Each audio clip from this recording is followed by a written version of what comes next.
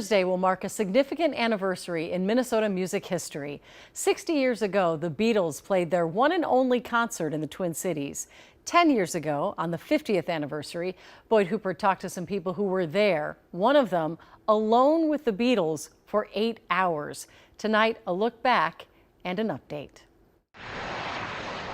On August 21st, 1965, the Beatles landed in the Twin Cities. I can tell people their stories, and I know they think I'm lying. Ray Crump has, beneath the jockstraps of the '65 Minnesota Twins, the proof. I didn't know who they were, I'll be truthful with you. And if I said I did, I'd be a liar. Ray was the Twins equipment manager who spent 8 hours preceding Metropolitan Stadium's most famous concert in the home clubhouse with 4 British visitors. They asked me this question, where's Killebrew's locker room? That's all they knew was Killebrew.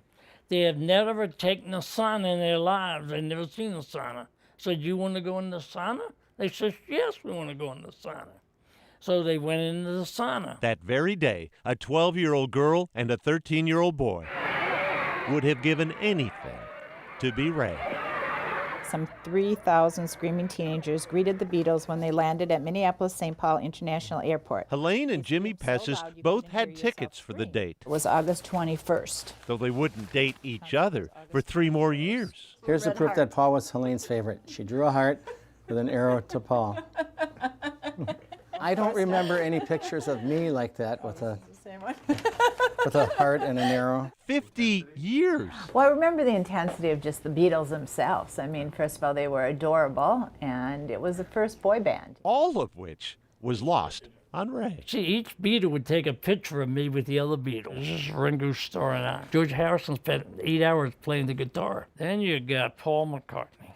And people tell me, how many people have been in the bed with John Lennon? Get up as close as I could get. Ray was just off the platform. And I took these pictures. When the Beatles were asked at their pre-concert press conference if it was hard to sleep with all that hair. Well, when you're asleep, you don't notice. One reporter described them as cocky. How do you sleep with your arms and your legs still attached? He doesn't say. But their target audience ate it up. After 8:30 p.m., all heaven broke loose. That's funny. When Ringo Starr, George Harrison, Paul McCartney, and John Lennon came out of the Twins' dugout and strolled toward the stage that was set up over second base. 30,000 fans erupted, one of which held up a tape recorder, gathering the Met Stadium concert's only known audio. They're tuning up. A treasure for collectors like Rick Anderson. The first song, it's Paul singing She's a Woman.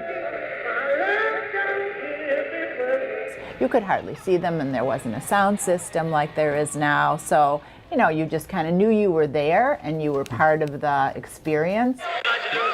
We'd like to do a slow song now, especially for that airplane. And you can hear the roar going over. The 150 or so ushers, armed with smelling salts, braced themselves. People did faint. I still have the plates and cups that they ate on. But Ray Crump also paid a price for having been seen with Ringo Starr's arm around his shoulder. And this girl comes up and she rips my shirt right off of me.